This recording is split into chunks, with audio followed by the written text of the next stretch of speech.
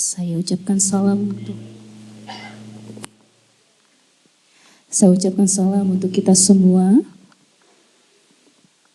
Shalom. Shalom. Sekali lagi shalom.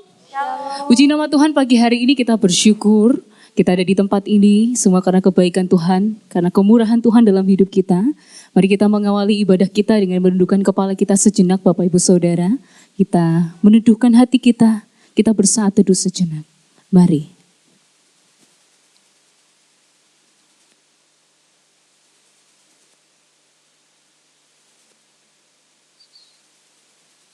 Amin.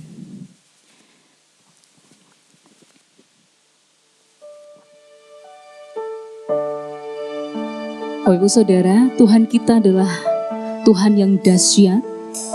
Dia pencipta dunia dan segala isinya, seluruh alam semesta ini, Bapak Ibu. Pada pagi hari ini, kita mau melihat Dia yang besar, kita mau agungkan Dia, kita mau sembah. Mari naikkan pujian kita kepada Tuhan.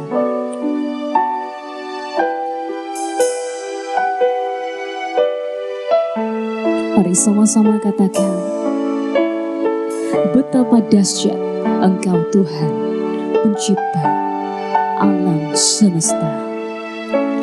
Betapa dahsyat Engkau Tuhan, pencipta segala yang ada. Dulu, sekarang, sampai selamanya, hanya Engkau Tuhan. Tak terselami pikiranmu, tak terukur panjang setiamu. Dulu, sekarang, sampai selamanya, hanya Engkau Tuhan. Ku sembah Engkau Yesus, hanya Engkau Allah, Allah di hidupku. Tiada yang lain, hanya Kau, hanya Engkau Tuhan. Selamanya Kau tetap Allah, walau dunia semua bergoncang, tak tergoyahkan Kau tetap Allah. Mari kita naikkan pujian ini sekali lagi, sama-sama katakan, betapa dahsyat Engkau Tuhan, betapa dahsyat Engkau Tuhan, pencipta segala yang ada. Dulu, sekarang, sampai selamanya, hanya Engkau Tuhan. Tak terselami pikiranmu, tak terukur panjang setiamu. Dulu, sekarang, sampai selamanya, hanya Engkau Tuhan. Ku sembah Engkau Yesus,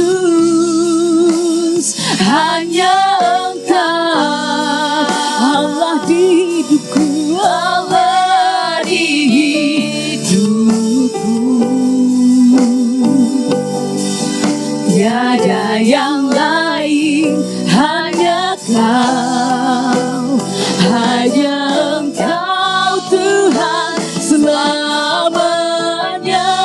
Kau tetap Allah, walau dunia semua bergoncang.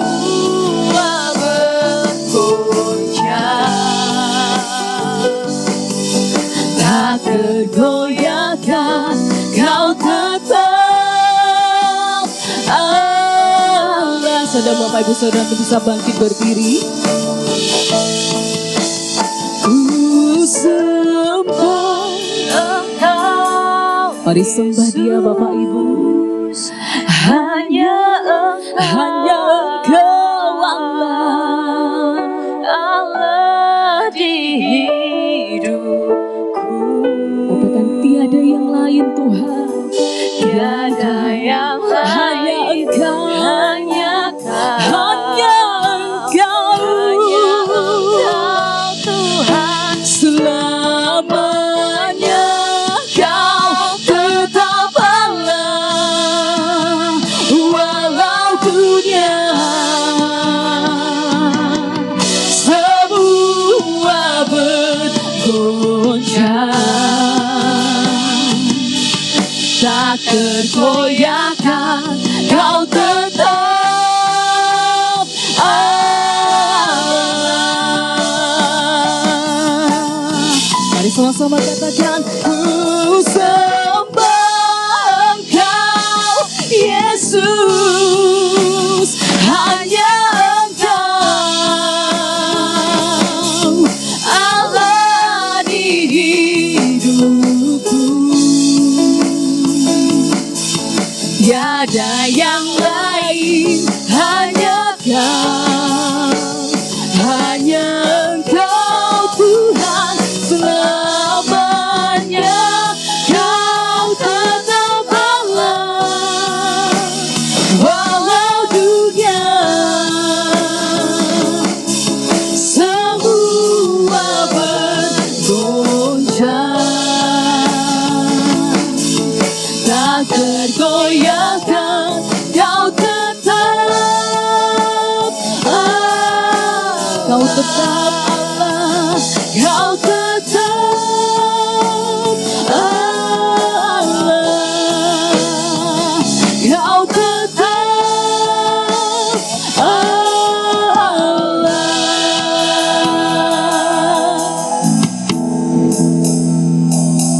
Pertolongan kita pagi ini datang dalam nama Tuhan yang menjadikan langit dan bumi serta sekalian isinya.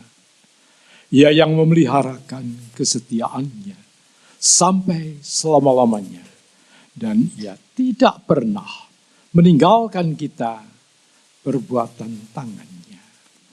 Oleh karena itu, turunlah atas saudara semua kasih karunia dari Allah Bapa, damai sejahtera dari Yesus Kristus di dalam Roh Kudus.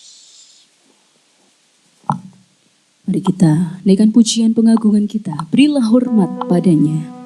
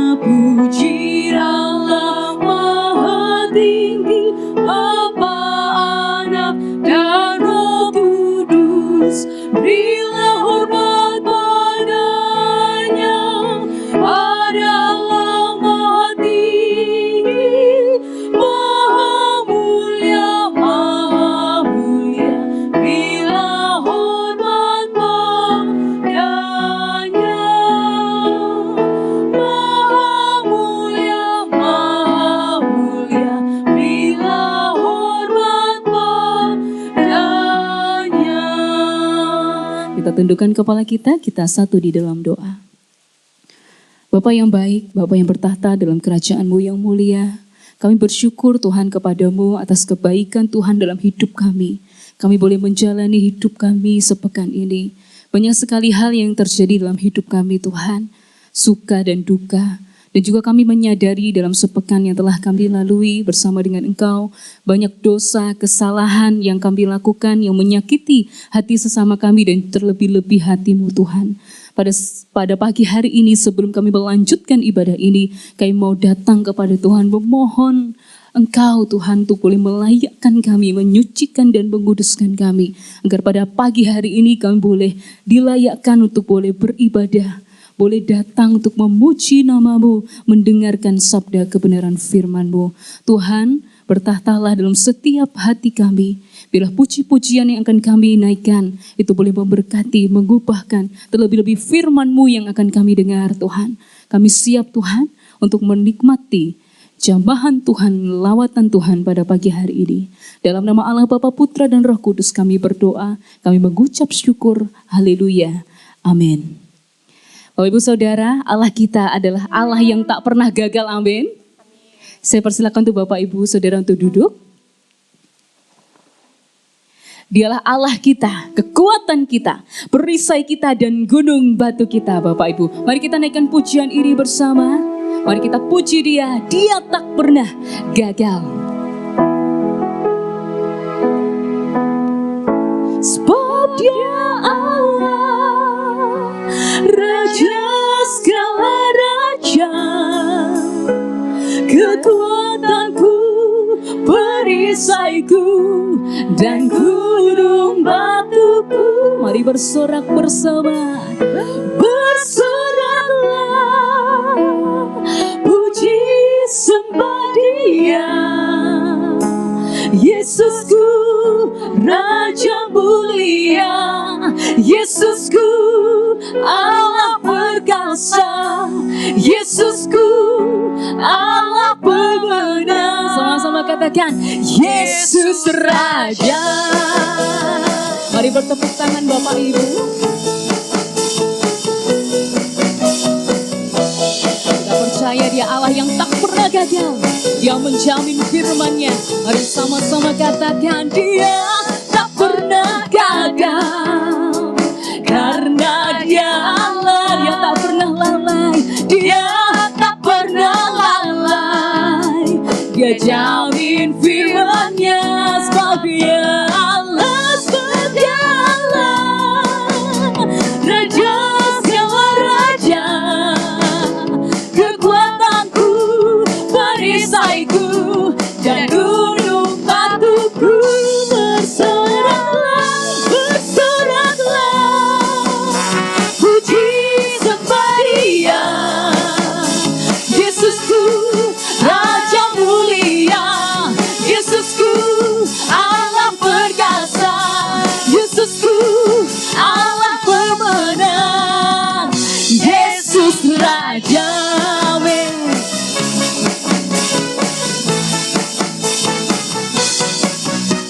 Dia tak pernah gagal. Karena siapa?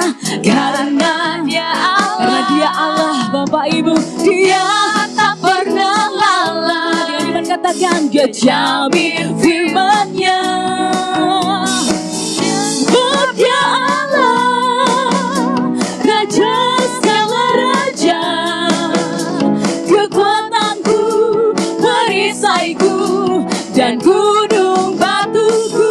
Mari bersorak, bersoraklah, puji sembah Dia, Yesusku, Raja mulia, Yesusku, Allah perkasa, Yesusku, Allah pemenang. Sebab Dia Allah, Raja segala raja, Dia kekuatan kita, perisaiku, dan gunung batuku. Bersoraklah, bersoraklah, puji sembah Dia, Yesusku, Yesusku, Raja mulia,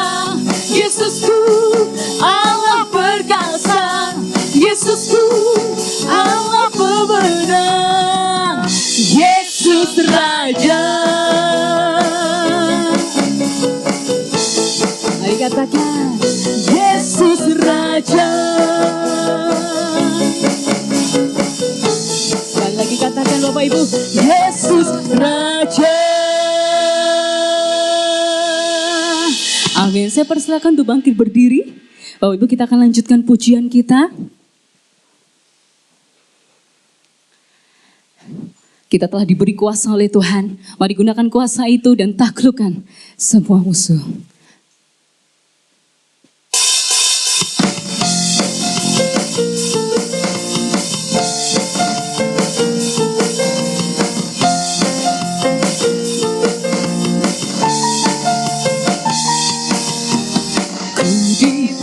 Kuasa dari Raja mulia, menaklukkan musuh di bawah kakiku. Pakai kuasa dari Raja mulia. Bila Allah ada bersamaku, siapa jadi lawanku?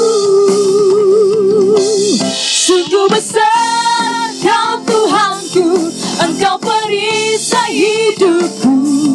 Ku berdiri dengan iman, iman dalam Yesus Tuhan. Kau yang memberi kemenangan, ku bersorak merayakan. Terpujilah Engkau Raja segala raja.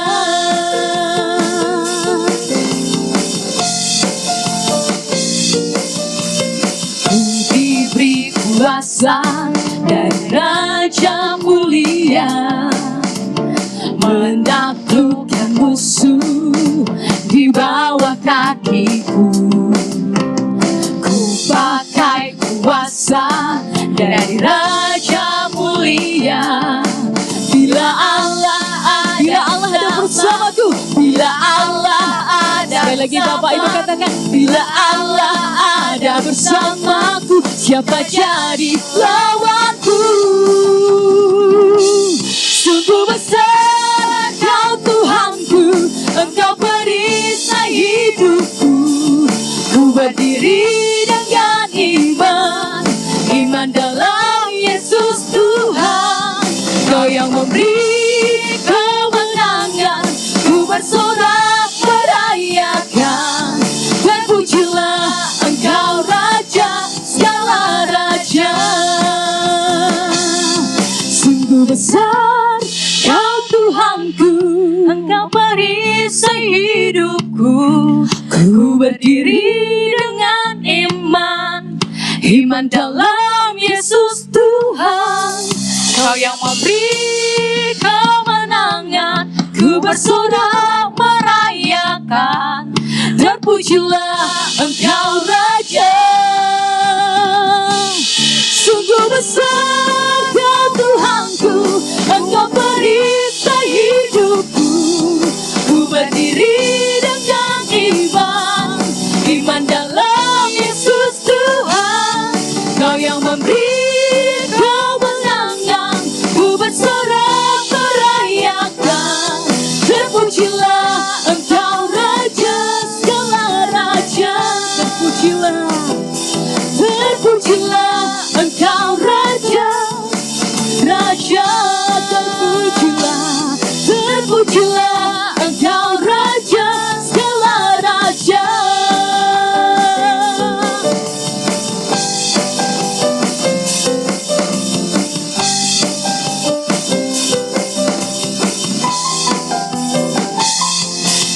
Amin.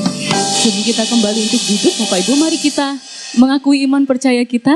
Mohon maaf Bapak Ibu, sebelum kita duduk, mari kita mengakui iman percaya kita kepada Allah yang berbunyi demikian. Aku percaya kepada Allah, Bapa yang Maha Kuasa, Khalik langit dan bumi, dan kepada Yesus Kristus anaknya yang tunggal, Tuhan kita, yang dikandung daripada Roh Kudus, lahir dari anak darah Maria, yang menderita sengsara di bawah pemerintahan Pontius Pilatus, disalibkan, mati dan dikuburkan, turun ke dalam kerajaan maut, Pada hari yang ketiga, bangkit pula dari antara orang mati, naik ke surga, duduk di sebelah kanan Allah, Bapa yang Maha Kuasa. Dan dari sana ia akan datang untuk menghakimi orang yang hidup dan yang mati. Aku percaya kepada Roh Kudus, gereja yang kudus dan am, persekutuan orang kudus, pengampunan dosa, kebangkitan tubuh dan hidup yang kekal. Silakan duduk Bapak Ibu.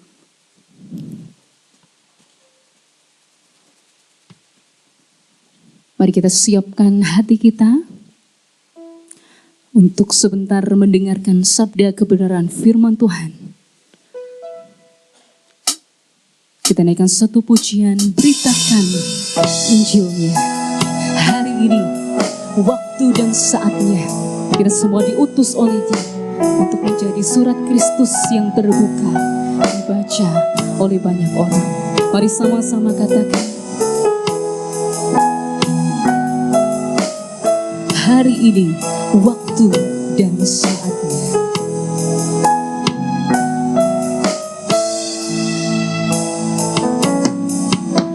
Hari ini waktu dan saatnya, kita semua diutus olehnya, sebab hari Tuhan semakin dekat. Lakukanlah dengan setia, jiwa-jiwa telah menunggu kita, merindukan firman-Nya. Maka pergilah ke seluruh dunia, ceritakanlah perbuatan Allah yang besar. Mari beritakanlah, mari beritakanlah, kabarkanlah Injil kerajaannya. Mari serukanlah pada dunia bahwa Yesus Tuhan atas segalanya. Mari sekali lagi kita naikkan pujian ini. Hari ini waktu dan saatnya, kita semua diutus olehnya, sebab hari Tuhan semakin dekat. Lakukanlah dengan setia, jiwa-jiwa telah menunggu kita, merindukan firman-Nya. Amin. Maka pergilah ke seluruh dunia, ceritakanlah perbuatan Allah yang besar. Mari beritakanlah, mari beritakanlah, kabarkanlah Injil kerajaannya. Mari serukanlah pada dunia bahwa Yesus Tuhan. Saudara Bapak Ibu untuk bisa bangkit berdiri. Mari beritakanlah, kabarkanlah Injil kerajaannya. Mari serukanlah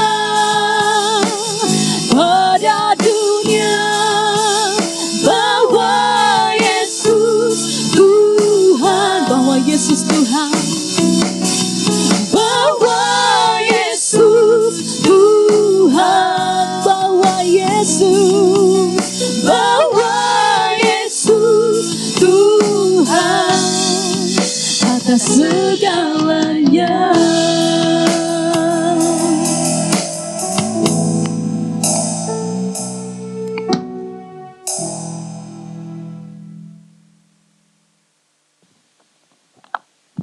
Bapak, pagi hari ini kami menyadari Engkau memanggil kami semua untuk menjadi alat untuk memberitakan kerajaan surga yang sudah datang semakin hari semakin dekat. Biarkanlah hari ini hati kami Kau berikan peneguhan firman agar kami tetap melakukan itu dengan sukacita dan penuh kesadaran. Sehingga hidup kami Engkau pakai jauh lebih besar lagi ya Tuhan. Sehingga hidup kami makin mempermuliakan nama-Mu di muka bumi ini. Pakailah kami, jadikan alat kami di tangan-Mu. Demikian pula hamba-Mu yang akan menyampaikan firman bersama dengan Pak Hamid yang akan menceritakan, men-sharingkan bagaimana tentang perkembangan pelayanan misi yang ada di gereja Isa Al-Masih. Kiranya Tuhan menolong dan Tuhan akan menyertai.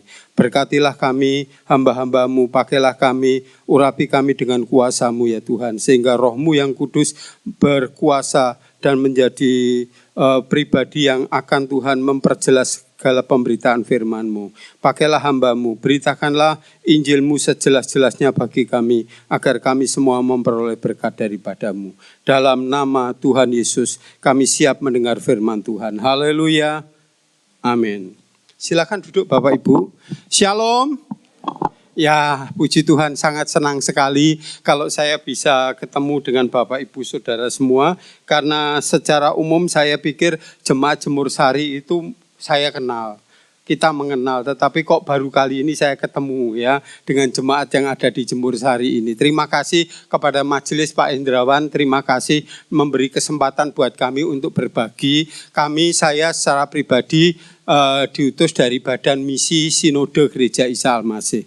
Badan misi ini berkembang dan bergerak dalam bidang pelayanan penjangkauan untuk di luar negeri, di wilayah-wilayah yang lain. Kami punya pemikiran ke depan untuk bisa menjangkau beberapa tempat. Dan sekarang dimulai dari gereja yang akan berkembang untuk di daerah Korea. Yang ini teman atau hamba misionaris yang diutus untuk pergi ke Korea dan melayani di Korea. Pak, di Korea kan enak banget ya, karena semua waduh nikmat banget, iya. Tapi nanti ceritakan apakah benar-benar nikmat sungguhan atau mengalami pergumulan juga. Dan kami merasa bahwa utusan Injil dimanapun berada memang harus menjangkau dan memberitakan Injil kepada dunia yang sangat luas ini. Nah, sebelum sampai ke sharingnya beliau, saya ingin ajak saudara membuka Alkitab kita. Ya, apakah BPT saya ada di sana? Ya, judulnya adalah misi dimulai dari hati. Misi tidak dimulai dari kegerakan secara fisikal, tetapi dari hati dimulai, itu misi berjalan. Bagaimana orang menjangkau jiwa selalu dimulai dari dalam hati.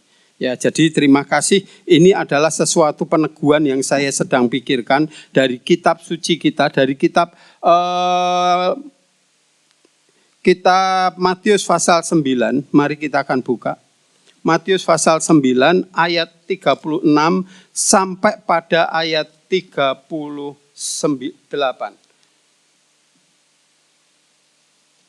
Mari kita buka kitab Matius pasal 9.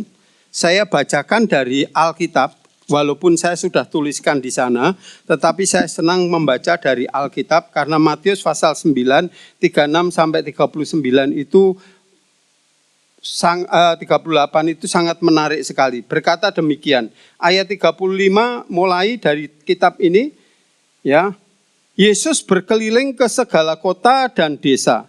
Ia mengajar dalam rumah-rumah ibadat mereka dan memberitakan Injil kerajaan serta menyembuhkan orang-orang dari segala penyakit dan kelemahan. Melihat orang banyak itu, tergeraklah hati Yesus oleh belas kasihan kepada mereka, karena mereka lelah dan terlantar seperti domba yang tidak mempunyai gembala. Lalu katanya kepada murid-muridnya, tuaian memang banyak, tetapi pekerja sedikit. Tetapi karena itu mintalah kepada Tuhan yang empunya tuaian supaya ia mengirimkan pekerja-pekerja untuk tuaian. Wah, menarik sekali. Kalau saudara baca ayat ini, sebenarnya itu adalah penghujung dari sebuah pelayanan yang Yesus lakukan. Di ujung. Kalau ayat yang kita baca mulai dari ayat 35 sampai 38 dari kitab Matius ini hanya di penghujung. Tapi sebenarnya kalau lihat ayat ini adalah diawali dengan pelayanan ketika pertama kali Yesus masuk di Galilea. Dan yang menjadi menarik ketika dia mengawali dan dia mengakhiri teks itu kalau disejajarkan sama. Isinya sama. Isinya hanyalah soal tentang bagaimana Yesus berkeliling memberitakan Injil Kerajaan Surga, melepaskan mereka dari berbagai penjuru, lalu mengajar mereka di bait suci dan lain sebagainya. Yang dilakukan hampir sama. Saya ingin saudara lihat di teks ini, slide selanjutnya, itu akan ada pernyataan yang berbeda. Kalau saudara diakhiri Matius, pelayanan awal di Matius pasal 4 ayat 23, itu berkata Yesus berkeliling di seluruh Galilea. Ia mengajar dalam rumah ibadat dan memberitakan Injil Kerajaan Allah serta melenyapkan segala penyakit dan kelemahan di antara bangsa itu. Tetapi kalau sudah ketemu dengan pasal terakhir ketika mengakhiri perjalanan pelayanan di Galilea, teksnya sama. Tulisannya hampir sama. Saudara bisa lihat, demikianlah Yesus berkeliling ke semua kota dan desa. Ia mengajar dalam rumah-rumah ibadah dan memberitakan Injil Kerajaan Surga serta melenyapkan segala penyakit dan kelemahan. Jadi hampir sama ya saudara. Yesus itu selalu dimulai dengan pelayanan pergi berkeliling dari desa ke desa dan lalu isinya hanya satu, memberitakan Injil Kerajaan Surga. Saya suka sekali metode Yesus ini karena Yesus tidak hanya mau mendengar berita tentang apa yang terjadi di bawah. Pelayanan yang sukses bukan pelayanan yang mendapatkan informasi dari bawahan, tetapi pelayanan yang langsung terjun dan mengalami apa yang melihat, mempunyai pengalaman yang menarik sampai jauh ke dalam. Itu akan mengalami sesuatu yang menarik, saudara. Saya kalau pergi seperti ini biasanya kalau sendirian, saya itu biasanya pergi keliling ke kota-kota gitu ya. Misalnya dipanggil pelayanan ke desa, ke kota tertentu, saya tidak naik mobil atau apa, tapi saya naik bis, saya naik angkutan biasa, lalu kadang saya naik becak.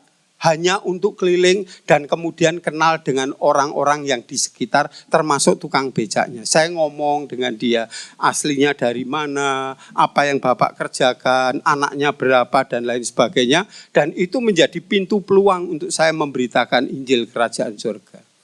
Jadi saya tidak tinggal tenang ada di hotel tapi sering keliling kemana-mana. Dan saya ketika berita itu terdengar, kadang-kadang keluhan mereka itu juga mengenaskan. Bagaimana Pak, kalau ojek ini banyak tapi tukang becak semakin hari semakin pemasukannya kurang. Ini bagaimana kondisinya seperti ini. Walaupun saya naik becak tujuannya kadang tidak jelas. Sorry saudara, saya kadang naik becak itu misalnya tujuannya saya ke pasar gitu bisa beli sesuatu. Saya enggak saudara.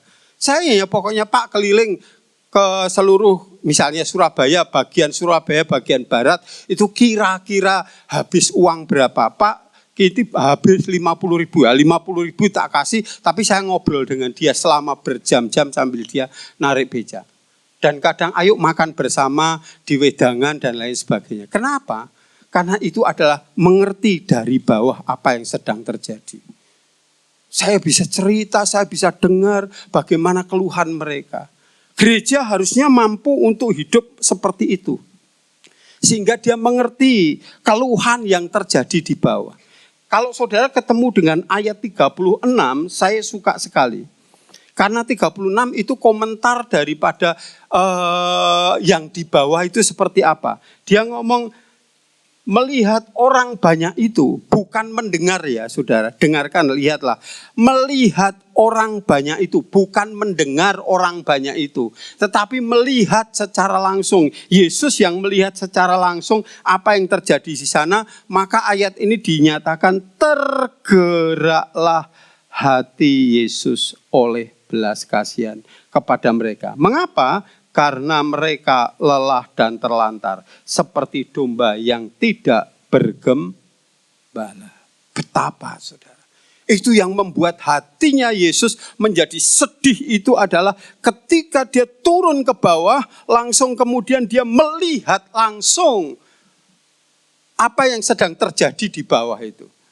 Melihat langsung orang-orang yang ada di Israel pada saat itu. Sampai pengalaman Yesus yang seperti itu menjadikan hati Yesus tergerak oleh belas kasihan. Nanti akan saya jelaskan tergerak itu seperti apa.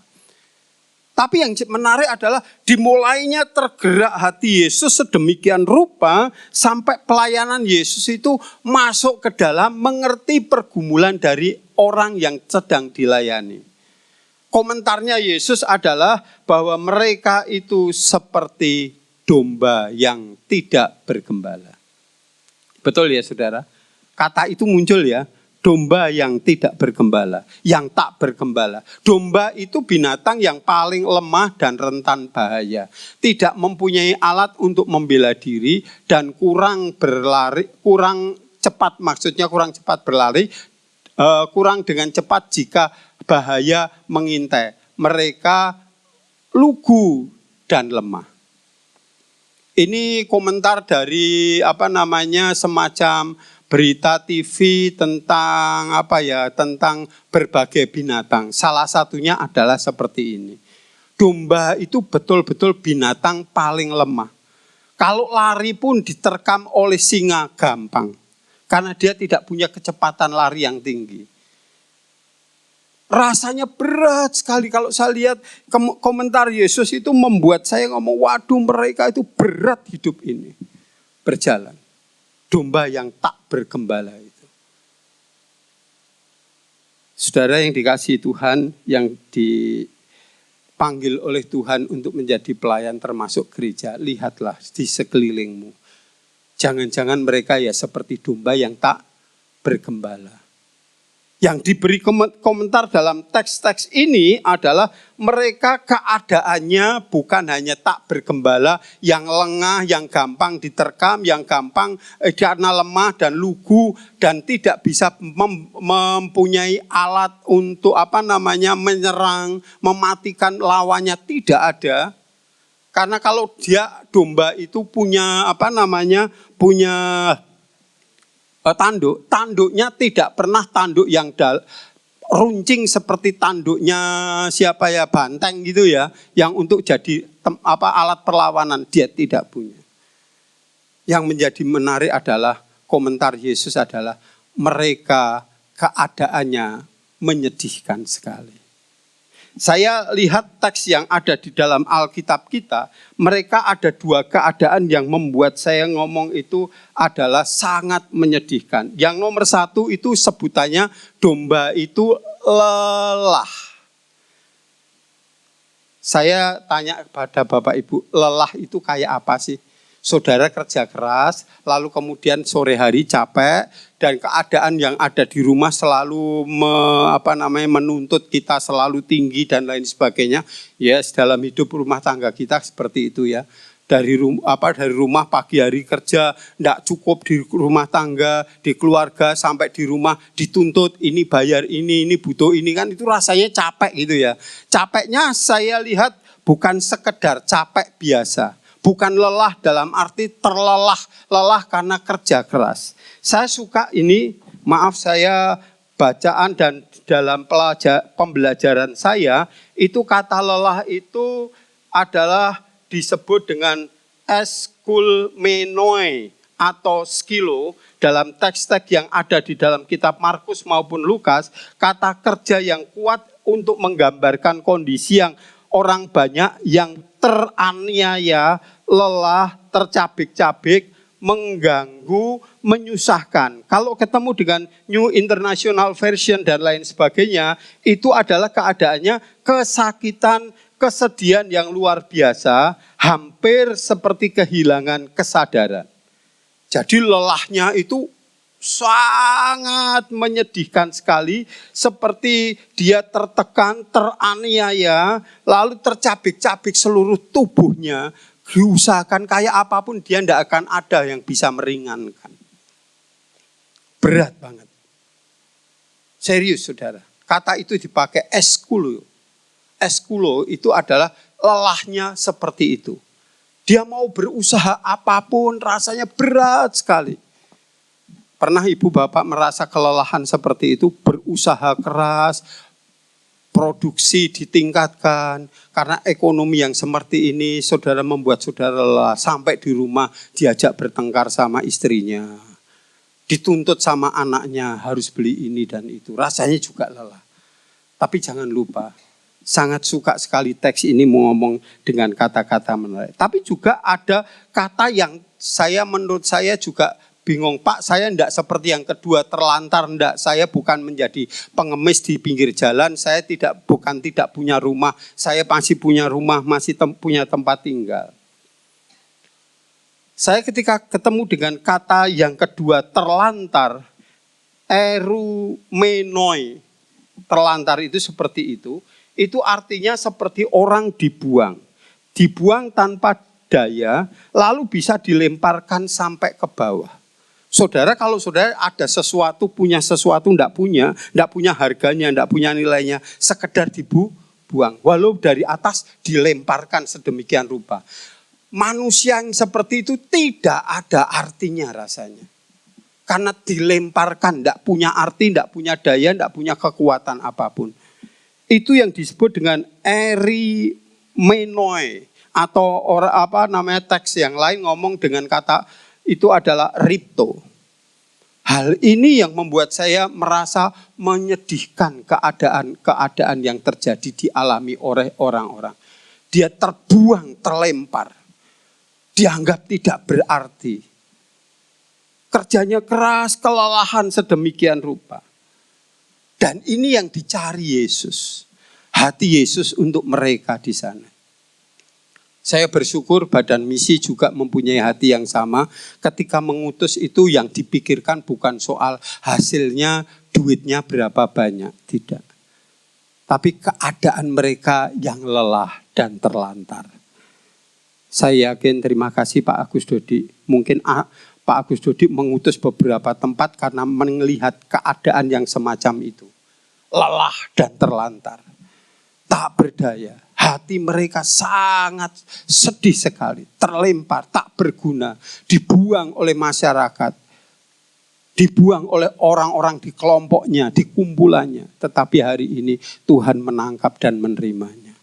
Seperti apa yang terjadi di Korea. Saya ingin di tengah-tengah renungan ini ada Pak Hamid yang diutus di Korea. Perjalanannya seperti apa?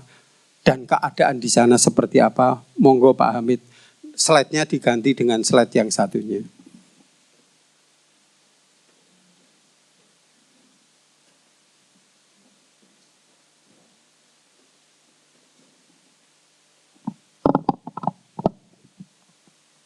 Shalom. Puji nama Tuhan. Terima kasih untuk kesempatan ini boleh berbagi pengalaman di mana Tuhan memimpin perjalanan kami sekeluarga melayani di wilayah Korea Selatan, khususnya di daerah Busan, Bapak Ibu. Daerah Gupo, Busan. Jadi 3 jam perjalanan kalau dari Seoul, naik kereta cepat begitu. Kami sudah genap 2 tahun, 16 Juli 2024 kami pertama kali berangkat ke Korea Selatan. Saya tidak akan lupa waktu itu karena 16 Juli adalah hari jadi saya. Begitu. Jadi genap bulan Juli ini 2026 2 tahun. Tuhan mempercayakan kami melayani di Korea Selatan. Bapak Ibu yang dikasihi oleh Tuhan, perkenalkan nama saya Hamid Aji Pawarto. Ya, saya asal dari Kediri, Ibu Kediri, Bapak saya dari Probolinggo. Kedua orang tua kami sudah dipanggil Tuhan semua, saya anak pertama. Lalu istri dari Sumatera Utara, dari Tanah Karu, Riana Borumanik. Kami dikaruniai 2 putra, yang pertama masuk 16 tahun, Hizkia Ibrena Biguan Pawarto. kelas 2 SMP di sana. Lalu yang kecil kelas 4 SD, Peter Pawarto. Jadi mamanya orang Sumatera tetapi marganya Pawarto. Ya, marga Jawa ya. Pawarta, Tuhan yang memberikan nama itu. Saya dipanggil Tuhan untuk menjadi pewarta kabar baik berangkat dari modal takut setan dan takut memberitakan Injil. Saya tidak akan cerita panjang lebar di situ, tetapi karena anugerah Tuhan saja, kalau akhirnya Tuhan mempercayakan hingga saat ini menjadi pewarta kabar baik. Hingga di Korea Selatan sejak 2005, Tuhan memanggil kami untuk melayani di dalam ladang penginjilan. Bapak Ibu yang dikasihi oleh Tuhan, Korea Selatan kurang lebih ada 70.000 orang Indonesia. Kurang lebih 70.000 orang Indonesia, baik mereka yang menikah dengan orang Korea, mereka yang studi, baik mereka juga yang sebagai PMI, pekerja migran Indonesia, tersebar di Korea Selatan. Di Kim-Hae sendiri, kami tinggal di Busan, pelayanan kami banyak fokus di Kim-Hae, kurang lebih radius 1 jam.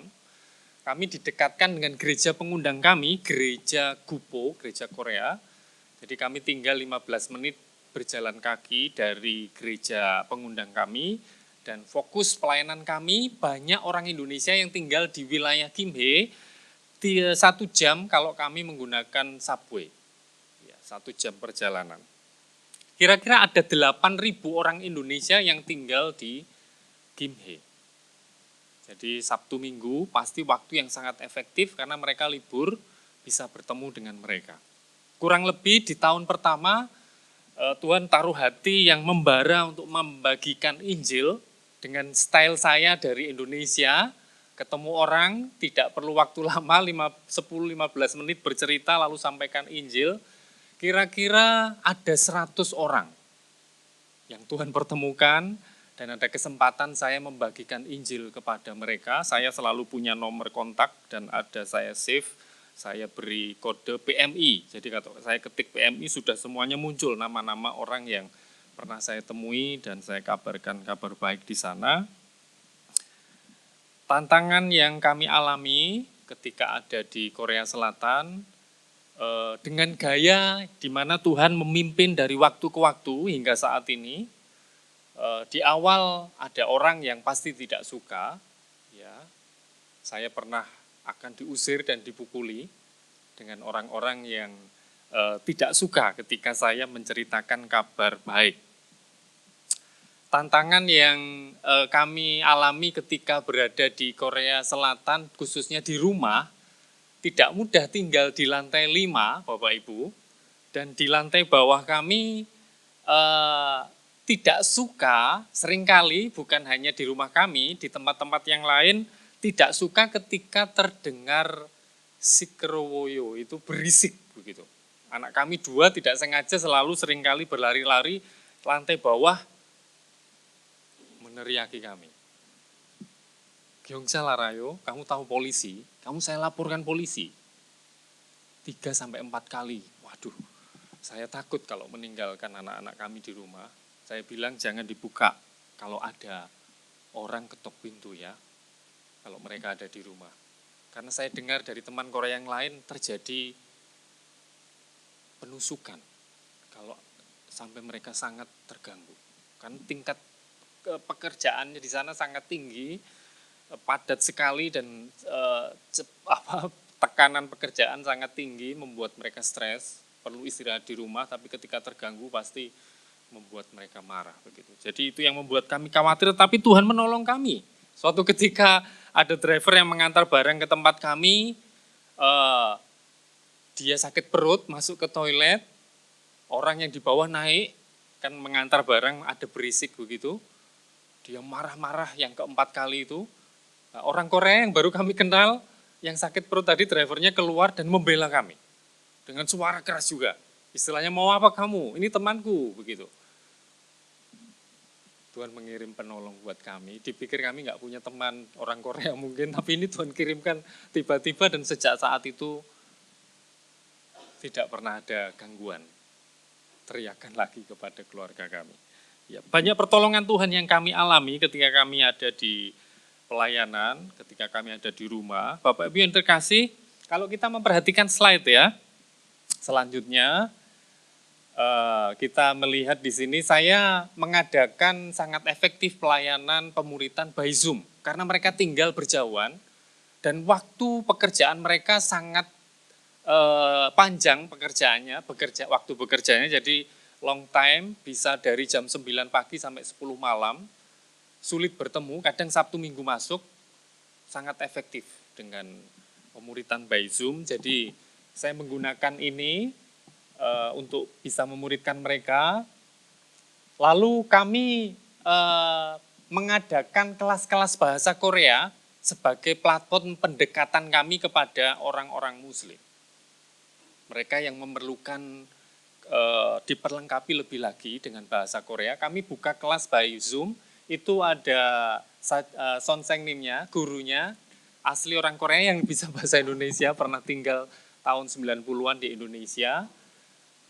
Sangat menolong sekali, kami bisa berkenalan dengan orang-orang Indonesia dari kelas ini. Selanjutnya, kami juga ditolong oleh teman yang bisa membuat kue. Ibu-ibu khususnya yang menikah dengan orang Korea, kami mendekati mereka dengan bersama-sama membuat kue, bercerita bersama, dan foto di sebelahnya saya mengajari bermain gitar. Ada yang anak muda yang ingin belajar main gitar, kesempatan saya menjadi jembatan untuk bisa berbagi kabar baik juga. Oke, ini Pendeta Leo ya, menolong kami, beliau tahu tentang investasi saham. Ada teman-teman yang ingin tahu, jangan sampai salah begitu. Pendeta Leo bisa menolong juga, sempat berbagi tentang apa itu investasi, jangan sampai salah. Karena mereka punya uang dan tidak tahu bagaimana cara memanage itu. Bisa berkenalan melalui hal tersebut juga. Kami juga buat grup musik, ya, pendekatan khususnya anak-anak muda, lalu kami sempat tampil itu di satu kafe. Ya, ternyata yang punya kafe juga seorang misionari. Ya, singkat cerita, jadi kami bisa leluasa, bisa berkumpul dan berkenalan dengan banyak orang-orang Indonesia. Selanjutnya,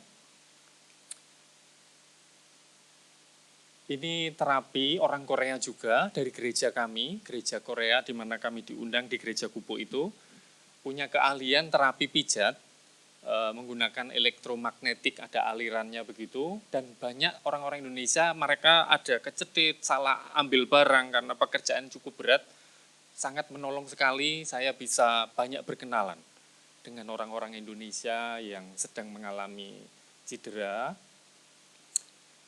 Itu istri saya yang menggendong anak, jadi mereka belum menikah tetapi sudah lahir anaknya. Suaminya ilegal, istrinya masih resmi, jadi kami menolong mengurus dokumen untuk mengurus anaknya dipulangkan ke Indonesia. Karena bapaknya ilegal, swasta istilahnya, takut bersentuhan dengan pihak-pihak yang berwajib atau pemerintahan yang ada di sana. Saya dan istri menolong dan berkunjung ke rumahnya dengan gereja Korea yang memberikan banyak dukungan, bantuan. Kami melayani orang tuanya juga. Dan anaknya sudah dipulangkan ke Indonesia. Ini pengobatan gratis yang diadakan di kafe juga. Ada banyak orang Indonesia, ada banyak pekerja migran asing juga yang berkumpul. Kami bisa bersentuhan dengan mereka, membangun hubungan, dan Injil bisa disampaikan juga melalui perkenalan, melalui pelayanan kasih ini.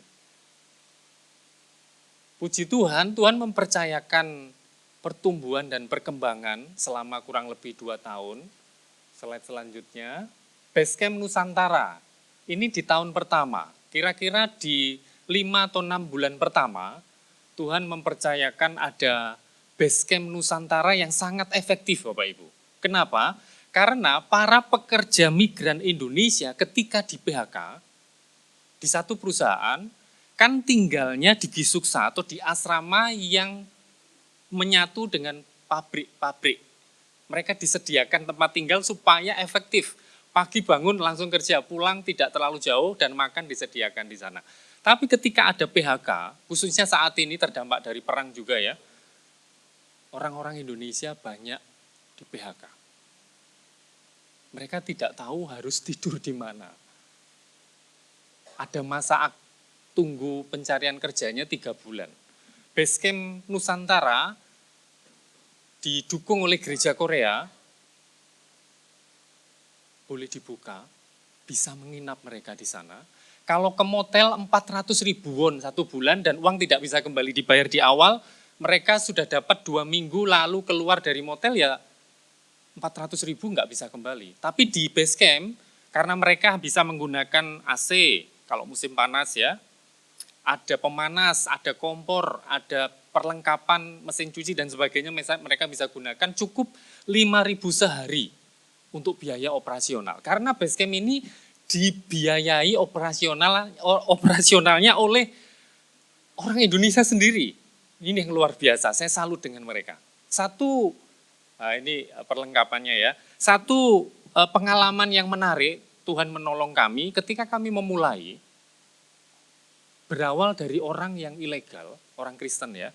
3 orang saya bertemu di kafe tadi, dari 3 orang, Pak kami perlu tempat.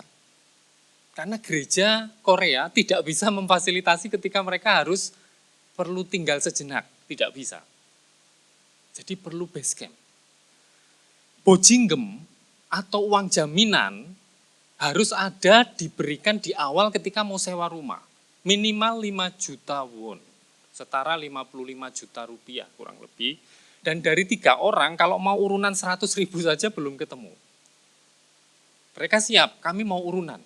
Akhirnya puji Tuhan bertambah 5 orang, bertambah 10 orang. 10 orang saja urunan 100.000 baru 1 juta. Kami berdoa berpuasa bersama orang-orang pertama ini. Kira-kira belum tertulis di atas kertas, 20 orang lah ya, 20 orang kira-kira. Belum tertulis di atas kertas, komitmen 100 ribuan. Tapi belum jelas, baru oke. Ya 2 juta lah ya, masih kurang 3 juta. Tapi saya salut ada orang Nias yang sekarang menjadi ketua Basecamp, dan pacarnya orang Kediri, telepon saya setelah kami rapat, tidak ada solusi bagaimana, karena kamar yang diperlukan kan 2, cowok cewek harus terpisah begitu. Kalau one room, 1 kamar saja nggak mungkin untuk Basecamp. Jadi ketika selesai rapat pengurus, 2 orang ini telepon saya, Pak, kami siap 3 jutanya. Wah, saya menangis saat itu. Tuhan turut campur tangan menyediakan dengan caranya yang ajaib. Sehingga Basecamp boleh berdiri, dan singkat cerita gereja Gupo yang mengundang kami meminjami 5 juta. Akhirnya tercukupilah segala keperluannya. Ya, sampai sekarang tempat ini sangat efektif. Saat ini ada 4 orang Muslim yang sedang menginap karena mereka sedang mencari pekerjaan. Dari gereja Gupo menyediakan beras, saya mengirimkan.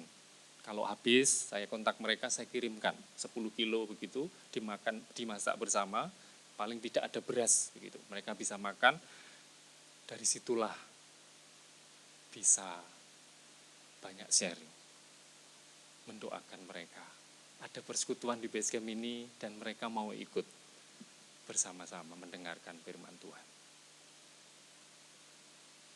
Puji Tuhan, selanjutnya di bulan Maret kami mulai gereja Indonesia. Ya, ini Natal ya, Natal pertama kami. Ya, slide berikutnya.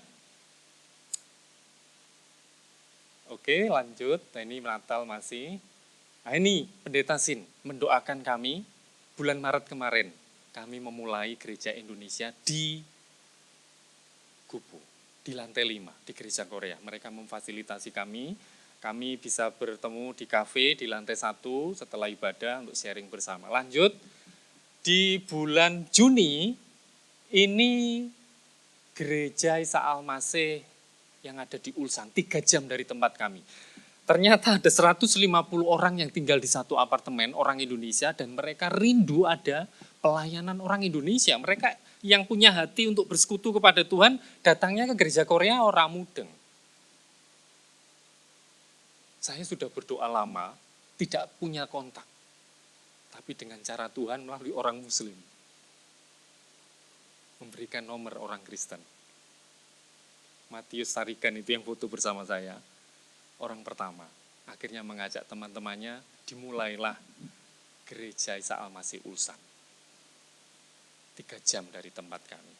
Puji Tuhan, gereja Kupo menyediakan mobil boleh dipakai untuk pelayanan kecuali minggu ya. Ya, saya harus perpanjang SIM sementara waktu pulang ini, ya, supaya nanti bisa lebih efektif. Ada titik-titik orang Indonesia yang perlu dilayani di sana.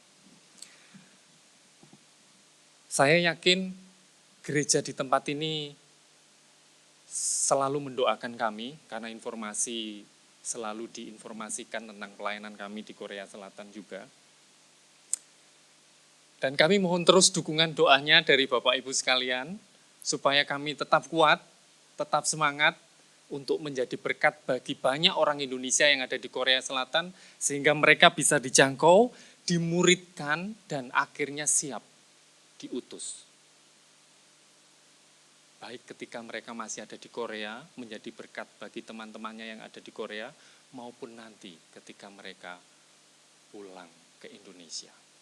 Selain membawa berkat materi yang mereka dapatkan, ada harta yang tidak ternilai, yang boleh dibagikan kepada saudara yang lain yang ada di Indonesia. Terima kasih, Tuhan Yesus memberkati.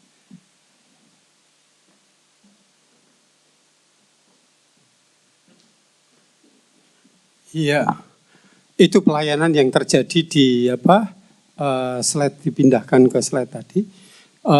Yang terjadi di Kupo di daerah Busan di Korea, yang lain yang khotbah saya, bukan yang ini.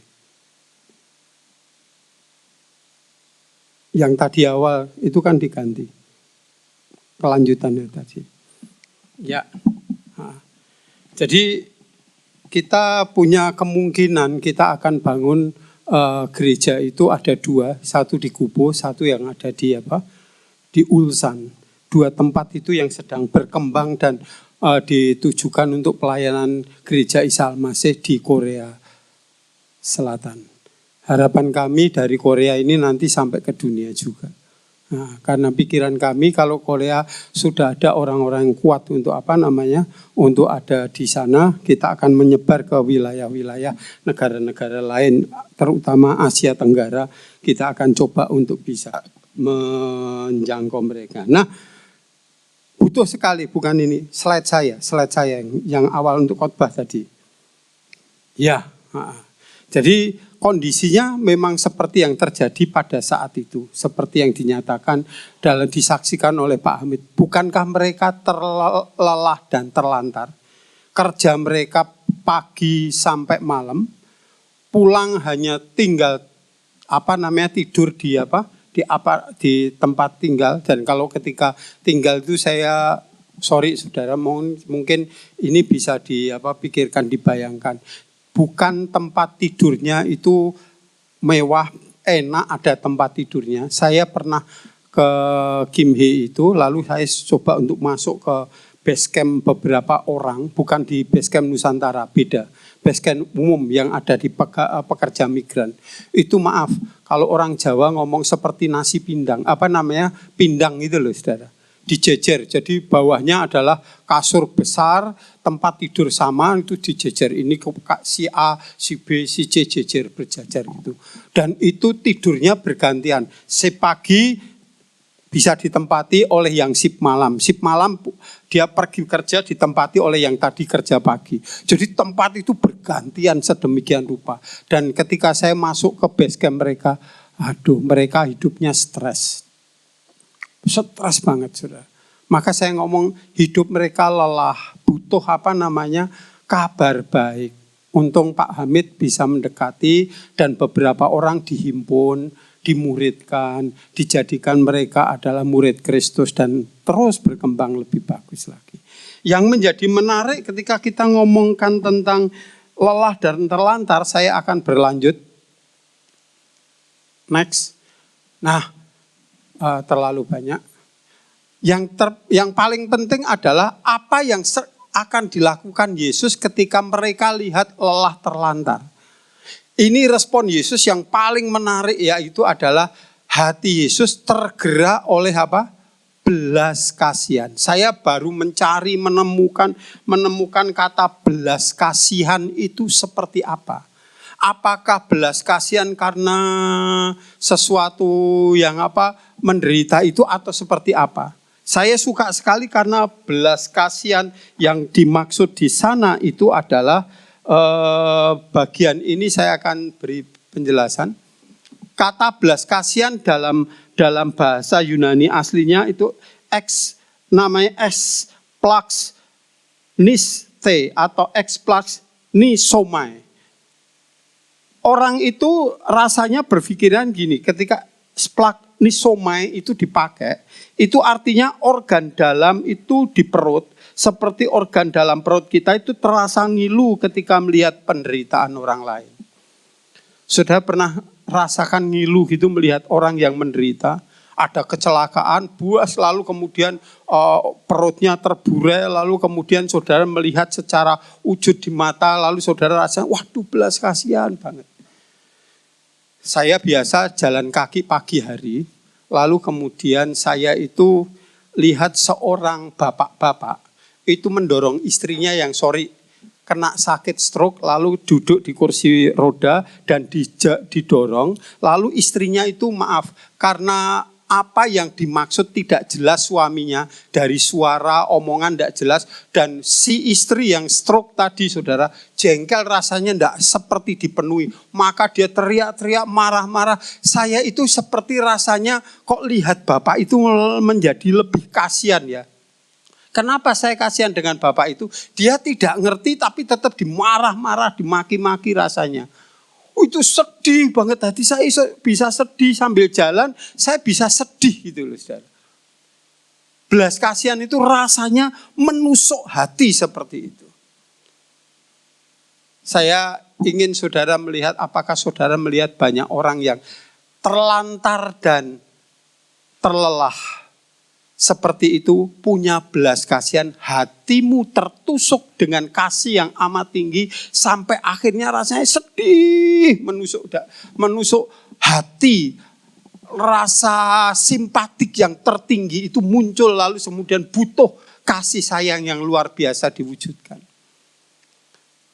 Sejak saat itu saya kalau lihat bapak itu, saya setiap saat jalan kaki saya pasti ketemu dengan bapak itu, saya hampiri, saya tepuk punggungnya, saya salami, saya kadang beli, kalau di Semarang itu ada kue-kue gitu saya berikan, karena saya rasakan belas kasihan yang dalam ketika dia merawat ibu ini, betapa sedihnya itu. Sudah merawat sedemikian rupa, masih istrinya tidak bisa terima gara-gara sakit karena kurang komunikasi yang jelas, karena stroke suaranya tidak jelas. Waduh saudara, hari ini kalau saudara lihat pelayanan Yesus, semuanya itu diawali dari pelayanan yang penuh dengan belas kasihan. Saudara, saya tuliskan di sana beberapa teks Alkitab yang sedemikian rupa banyaknya. Tapi saya kaget ketika ketemu dengan belas kasihan saja. Saya ngomong belas kasihan, apakah hati saya ternyuh, orang Jawa. Ngerti ya ternyuh ya Bapak Ibu? Ternyuh gitu saja. Saya suka sekali dengan R.T. France, seorang penulis atau komentator Alkitab tentang tulisan The Gospel of Matthew pasal 3 dari bukunya yang halaman 337 itu ngomong gini, pemunculan kata belas kasihan di Injil Matius bukan hanya simpatik terhadap kebutuhan seseorang, tetapi juga bantuan praktis untuk memenuhi kebutuhan tersebut. Jadi kalau tadi splak nisomai, kata Yesus tadi jatuhlah belas kasihan. Yesus itu jatuh belas kasihannya. Lalu dia diam saja, tidak. Dia harus bersikap sesuatu. Belas kasihan itu tidak hanya diwujudkan dalam rasa simpatik di dalam, tapi bagaimana action kita memberikan kebutuhannya itu bisa terpenuhi. Saya punya belas kasihan pada orang yang dorong istrinya, saya tidak tinggal diam. Saya punya apa, saya bisa beli apa untuk dia, saya lakukan. Itu jatuhlah belas kasihan. Banyak di antara kita berbelas kasihan hanya ngomong, aduh kasihan ya gitu ya. Rasanya kan gitu toh, lebih rohani banget ya, kasihan ya. Dia itu punya kebutuhan banyak, hanya sekedar simpatik tanpa ada aksi untuk melakukan. Belum, menurut arti Franz dia ngomong tidak. Arti Franz ngomong bahwa belas kasihan itu sampai dia melakukan tindakan sesuatu. Karena Yesus berbelas kasihan, maka dia tidak tinggal diam terhadap hidup saudara dan hidup saya. Dia sampai mati di atas kayu salib. Itu belas kasihannya Yesus. Itulah Injil Yesus. Dan itu yang membuat saya hari ini ngomong, ayo kita bersama-sama jemaat di tempat ini, apakah sudah ada belas kasihan yang seperti itu? Sorry, saya ngomong gini karena hati saya, kalau engkau mau bermisi, mulailah dengan hati yang seperti itu. Jatuhlah hati itu untuk berbelas kasihan. Ketika ada orang yang membutuhkan, belajar untuk melakukan. Menolong. Membuktikan bahwa kita punya kasih yang paling tinggi. Yaitu simpatik tertinggi itu adalah memberi uluran tangan, memberikan pertolongan. Tapi Pak, saya enggak bisa seperti itu. Saya rasanya enggak ada kepedulian gitu. Saya hanya bisanya yang lain. Ya boleh, yang bisa. Penting adalah untuk menunjukkan belas kasihan itu engkau bertindak dan bersikap sesuatu. Bapak Ibu, ketika di kota Semarang rame-rame untuk ada aksi yang luar biasa membagi makanan gratis itu ya. Beberapa gereja suruh ngambil. Oke, saya usul dengan teman-teman karena disediakan ribuan nasi bungkus. Suruh bagikan di pinggir jalan. Saya ngomong, "Mbok jangan gitu." Lah terus bagaimana, Pak? Cobalah untuk mikirkan belas kasihan itu bukan hanya membagi seperti saya kaya, kamu miskin, maka tak kasihnya gitu. Bukan. Rasa bersama itu ada. Lalu saya minta tidak banyak, 15 saja. 15 bungkus itu. Lalu saya lihat titik mana yang paling ada. Oh, di daerah ini dan daerah ini. Karena saya orang Semarang, saya ngerti. Kalau malam yang paling ramai itu daerah Pasar Johar, pasti ada orang yang duduk di sana. Saya datangi. Yang kumpul 10 orang, saya bawa 11. 10 saya bagikan, 1 untuk saya. Ayo kita makan bareng di tempat ini. Duduk bareng, makan bareng. Karena apa yang kau rasakan, aku juga rasakan. Apa yang kau makan, aku makan juga. Dari saat itu saudara, saya merasa bahwa itu adalah pendekatan yang muncul dari belas kasihan. Bukan kita membagi karena kita bos, kamu adalah orang yang perlu bantuan saya. Tidak. Sejajar sama. Itu yang saya lakukan untuk misi, saudara. Untuk pelayanan, baik di Indonesia, di tempat ini, saya rindu untuk pelayanan dimanapun. Muncullah dengan belas kasihan. Pak, gereja tidak bisa melakukan seperti itu, Pak, dan lain sebagainya. Saya suka solusi Yesus yang kedua. Kalau saudara membaca ayat 37-38, ayat 37 dan 38, ya. Saya suka ayat ini, karena ayat 37-38 katakan, maka katanya kepada murid-muridnya, tuaian memang banyak, tetapi pekerja sedikit. Karena itu mintalah kepada Tuhan yang empunya tuaian, supaya ia mengirimkan pekerja-pekerja untuk tuaian itu. Menarik ya saudara. Ada persoalan di sana karena tidak ada yang melayani, tidak ada orang yang bisa membantu, menolong. Oke, tidak apa-apa. Tapi teks ini ngomong, yang penting bagian kedua itu apa? Berdoa. Saya pikir ini Yesus memberi terobosan, misalnya strategi apa yang paling bagus. Tidak, mintalah kepada empunya tuaian itu, maka ia akan memberikan. Saya pikir hebat ya, dengan terobosan hikmat yang luar biasa. Hanya doa. Saya pikir menyepelekan. Saya justru ngomong, ini adalah terobosan paling hebat.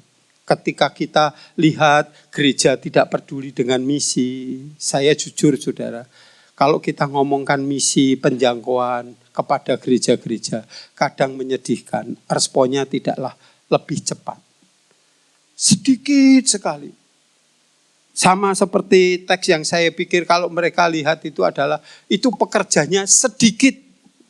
Saya ketika ngomong sedikit itu dalam teks ini saudara, yang ada ayat 30 itu, tuaian memang banyak, pekerja sedikit. Sedikit itu dalam artian beberapa teks dalam beberapa bahasa, dia ngomong nyaris tidak ada.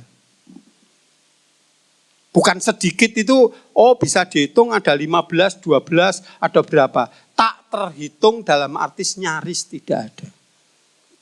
Beberapa teks ngomong gitu.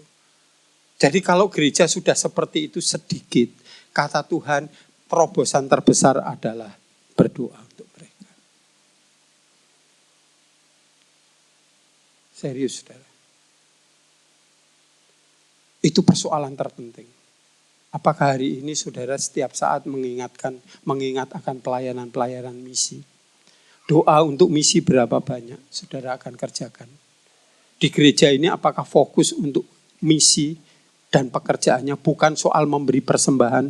Kita di Korea sudah diutus satu keluarga, apakah ada dukungan doa untuk saudara khusus untuk hal ini? Saya setiap malam selalu ada waktu sekitar 1,5 sampai 1 jam hanya khusus doa untuk misi. Karena saya tidak hanya di satu misi saja di gereja Isa Al-Masih, misi di tempat lain juga saya ada. Sehingga saya doakan beberapa yang saya kenali. Karena itu adalah cara strategi terbaik. Kalau memang pekerja sedikit, mintalah kepada empunya tuaian. Itu akan Tuhan berikan buat kita.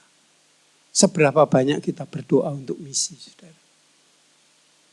Dimulai dari hatimu, apakah untuk jiwa-jiwa atau untuk siapa? Atau untuk perkembangan diri sendiri, atau untuk kesenangan diri sendiri. Persoalannya ada di sana. Maka dari itu mari kita bersama-sama hari ini.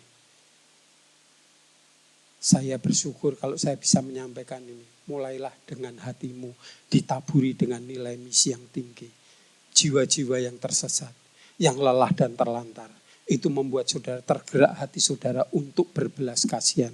Bergerak untuk melakukan sesuatu. Dan pergerakan itu adalah pergerakan doa bersama. Amin.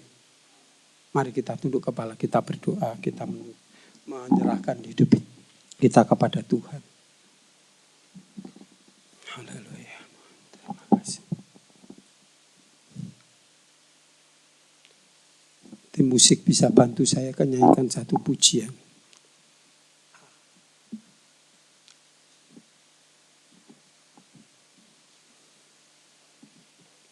Biarlah hari ini siapa yang tergerak untuk jiwa-jiwa yang belum mengenal kasih Bapa. Biarlah hatimu hari ini tergerak juga karena misi tidak dimulai dengan aksi, tetapi misi dimulai dari hati, hati yang paling dalam.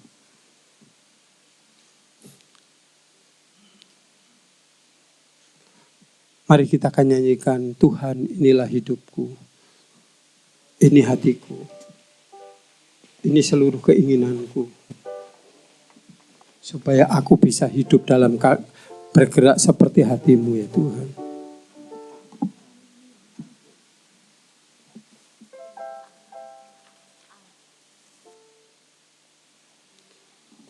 Mari kita tunduk kepala, kita merenung dengan firman ini. Apakah engkau mau hari ini mengarahkan hatimu untuk dia, untuk jiwa-jiwa itu. Dan tumbuh belas kasihan. Sehingga gereja ini akan menjadi gereja yang misioner. Hatinya untuk Tuhan, hatinya untuk jiwa-jiwa. Dan itu yang diutus adalah hidup saudara dan hidup saya.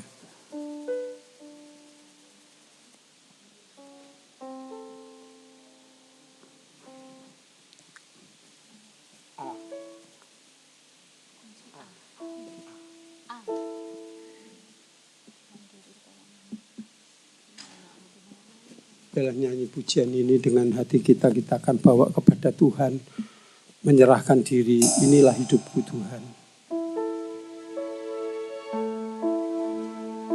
Tuhan, inilah hidupku.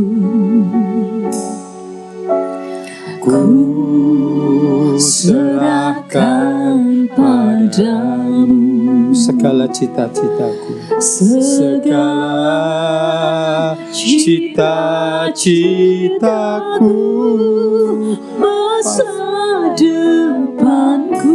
Ya, terima kasih.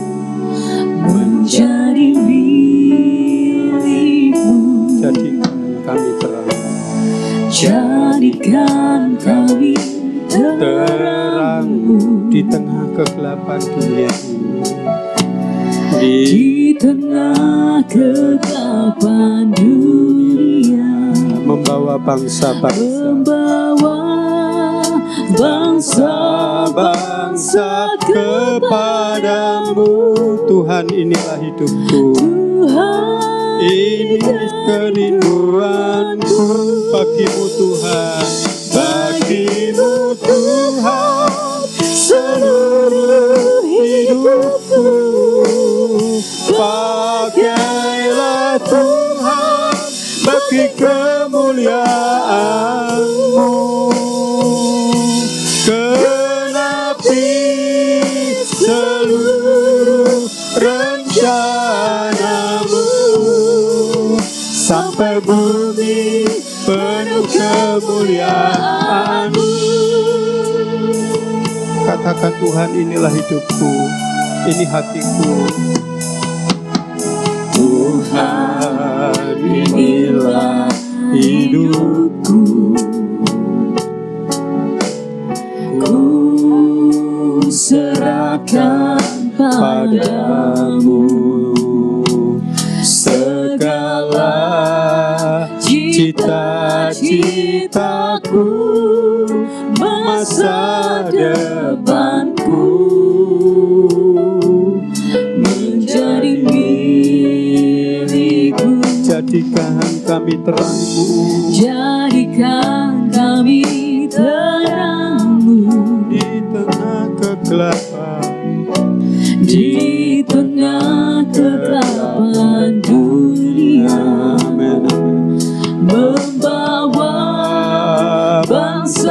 bangsa-bangsa kepadamu. Tuhan, ini kerinduanku. Tuhan, Ini kerinduanku, bagimu Tuhan, seluruh hidupku. pakailah Tuhan bagi kemuliaan-Mu.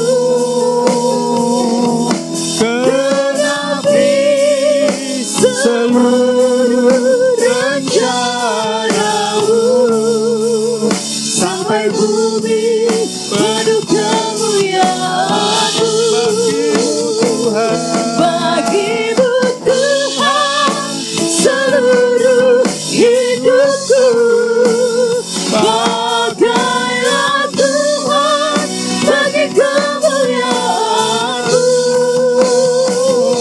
genapi seluruh rencana-Mu, sampai bumi penuh kemuliaan-Mu.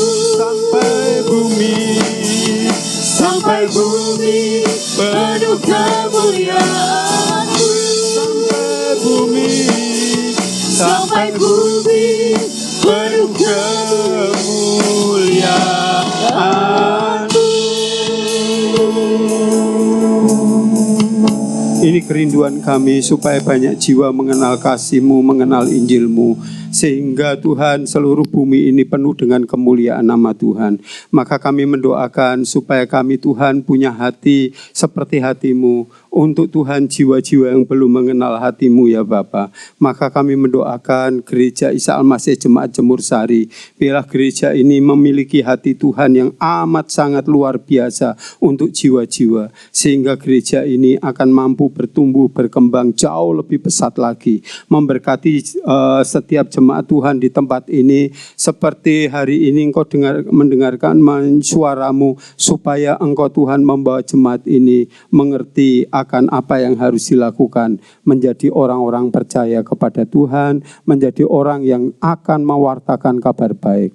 Berkatilah supaya dari gereja ini kasih-Mu, kemuliaan-Mu dinyatakan. Berkati Pak Indrawan sebagai gembala jemaat, berikan kesehatan, berikan kekuatan, dan biarlah Engkau menolong beliau dalam penggembalaan ini supaya benar-benar gereja Tuhan bertumbuh berkembang jauh lebih pesat lagi. Karena kami tahu Tuhan yang menolong, Tuhan yang menggembalakan, Tuhan yang menolong, dan Tuhan yang akan memberikan hikmat makrifat daripada-Mu. Terima kasih, berkati keluarga Pak Indrawan, berkati seluruh isi dari rumah tangganya. Tuhan memberkati untuk anak-anak, untuk istri. Tuhan memberkati kesehatan ibu. Tuhan memberkati supaya tetap dalam anugerah dan kasih Tuhan.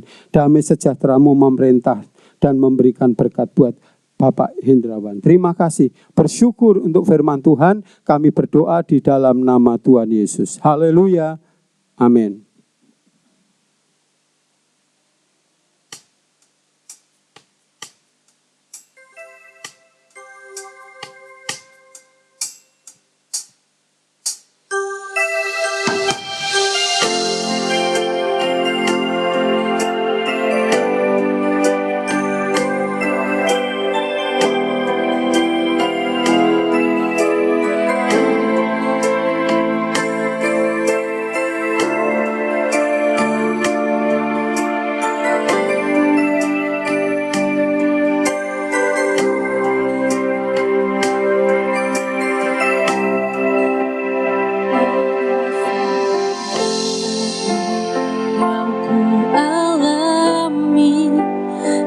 Seperti yang aku ingini, ku tetapkan hati untuk percaya.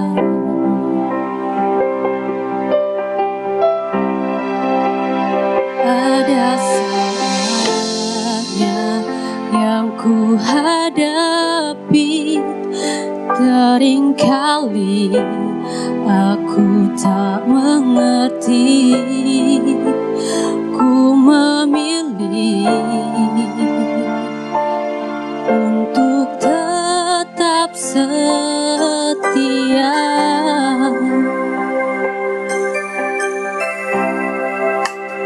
Sampai akhir hidupku,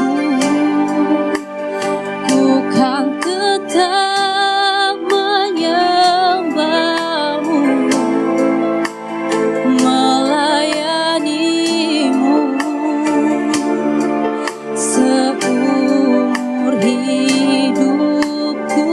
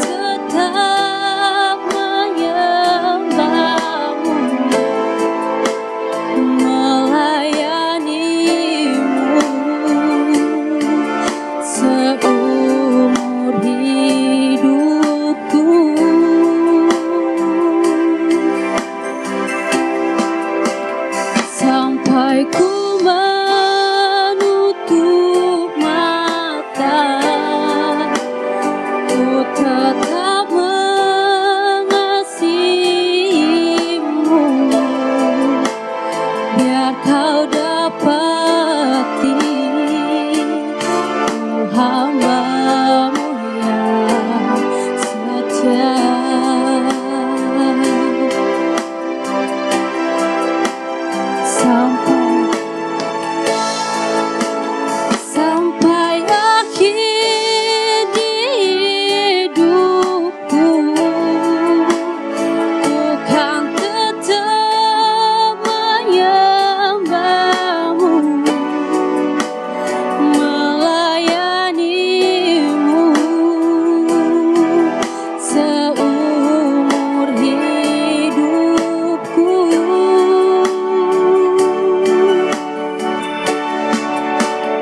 Sampai ku menutup mata, ku tetap mengasihimu, biar kau dapati ku hamba-Mu yang setia.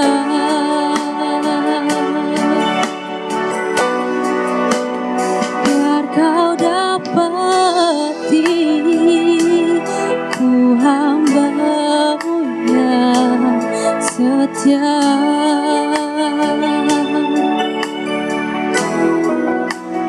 Biar kau dapati ku hamba-Mu yang setia.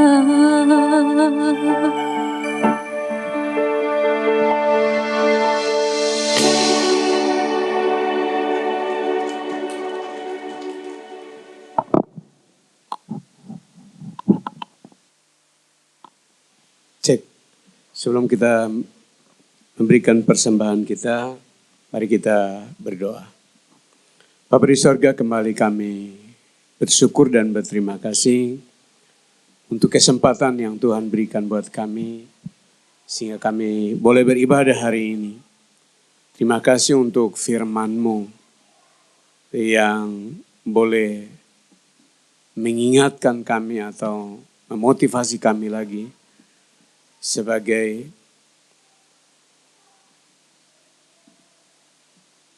pelita bagi langkah hidup kami untuk terus memberitakan kabar baik kepada setiap mereka yang berjumpa dengan kami. Tuhan taruh hati yang berbelas kasihan, hati yang tergerak oleh belas kasihan. Terima kasih Bapak untuk kedua hamba-Mu yang Tuhan pakai untuk menggugah, menggerakkan hati kami. Terima kasih Bapak. Dan saatnya kami akan memberikan persembahan kami. Tuhan berkati persembahan-persembahan yang telah kami siapkan. Biarkan persembahan ini boleh digunakan untuk pelayanan di tempat ini.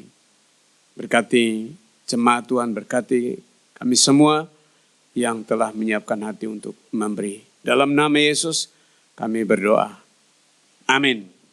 Sambil persembahan dijalankan, kita akan memuji Tuhan dengan pujian. Ku suka menuturkan.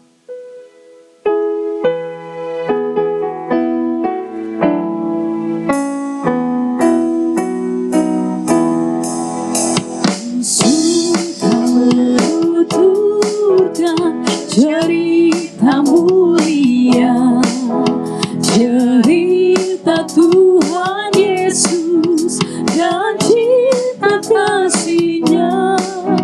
Ku suka menuturkan cerita yang benar, penawar hati rindu, pelipur terbesar.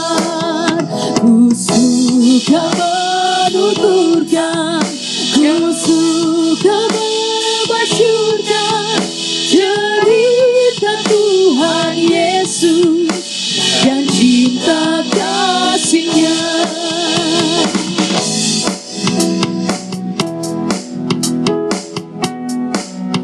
Ku suka menuturkan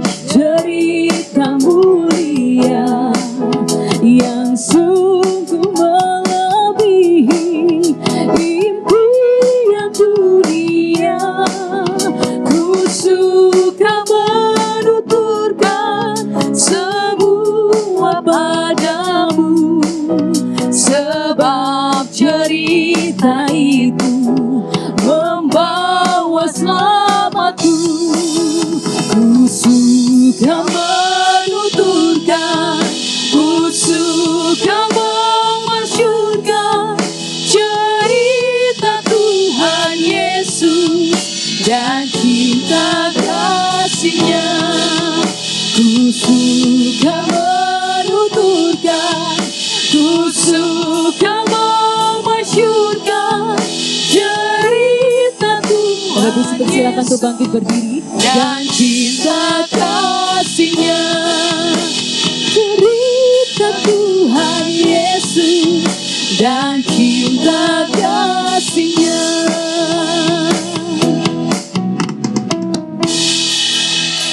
Baik, mari kita berdoa, menaikkan syafaat kita sekaligus akan mengakhiri ibadah kita hari ini. Mari kita berdoa. Bapa di sorga, kembali kami datang mengucap syukur, terima kasih untuk persembahan yang sudah dikumpulkan. Tuhan kembali memberkati tangan-tangan yang sudah memberi dengan sukacita. Saat ini kami datang menaikkan syafaat kami.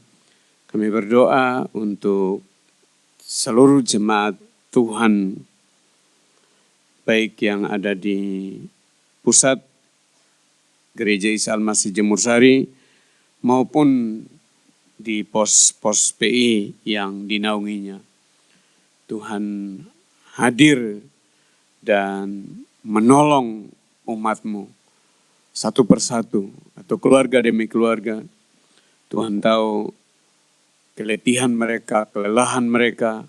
Tuhan tahu kesulitan mereka, pergumulan mereka.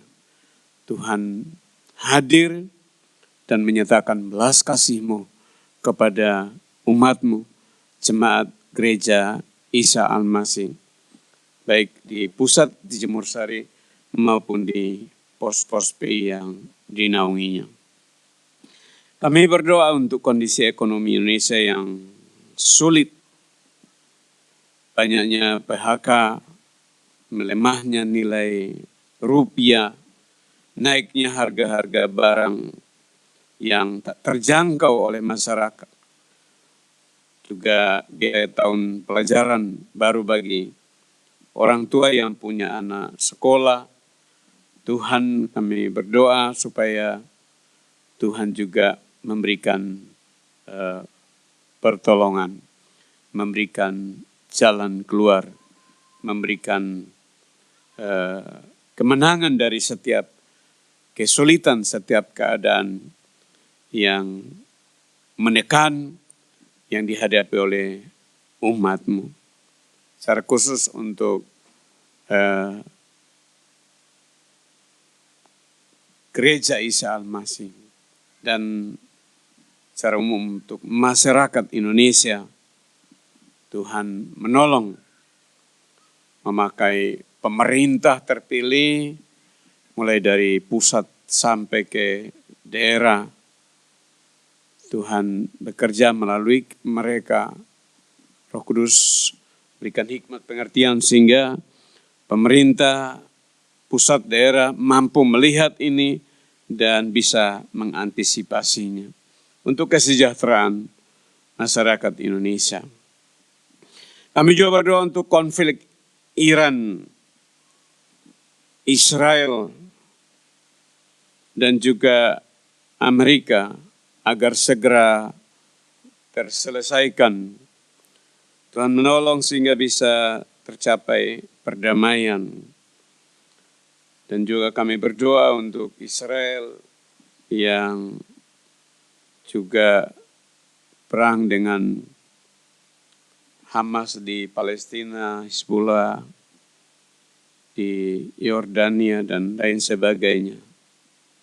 Kami berdoa supaya Tuhan hadir memberikan perdamaian bagi daerah-daerah konflik ini. Nolong mereka supaya mampu menahan diri karena di balik dari perang ini banyak sekali korban jiwa, juga materi dan lain sebagainya. Kami juga berdoa untuk sidang sinode Gereja Isa Al-Masih yang akan diadakan di Hotel Hari Surabaya pada 28 sampai 30 Juli ini. Tuhan menolong sehingga sidang sinode ini boleh dapat berlangsung dengan lancar. Tuhan sediakan segala-galanya dan para peserta yang hadir, Tuhan juga menolong mereka dalam perjalanan menuju ke Surabaya. Dan selama sidang berlangsung, Tuhan memberkati. Kami datang dan kami berdoa dan menyerahkan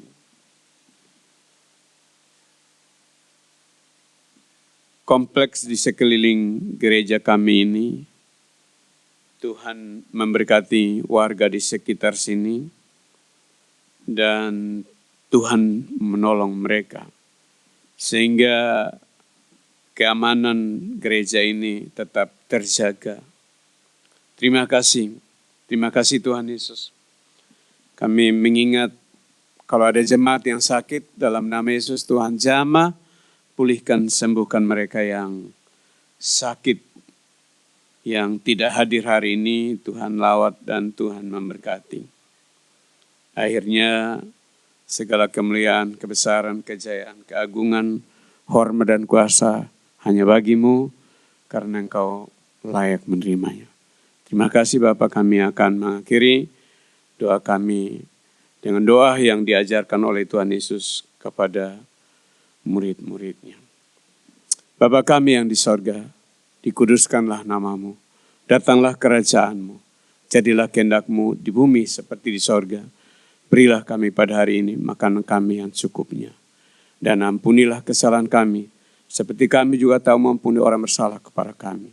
Dan jangan membawa kami ke dalam percobaan, tetapi lepaskan kami daripada yang jahat. Karena Engkau yang punya kerajaan dan kuasa dan kemuliaan sampai selama-lamanya.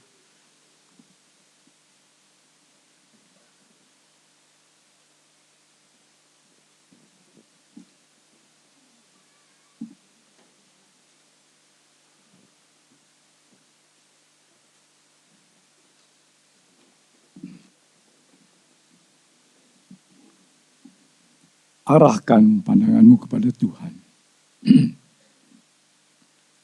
Tuhan memberkati engkau. Tuhan melindungi engkau. Tuhan menyinari engkau dengan wajah-Nya dan memberikan kepadamu kasih karunia. Tuhan menghadapkan wajah-Nya kepadamu, memberikan damai sejahtera. Sekarang pulanglah di dalam damai sejahtera dari Allah Bapa, di dalam kasih karunia dari Yesus Kristus, dan di dalam persekutuan dengan Roh Kudus, menyertai saudara semua, mulai saat ini sampai Yesus datang kembali. Bapa, terima kasih.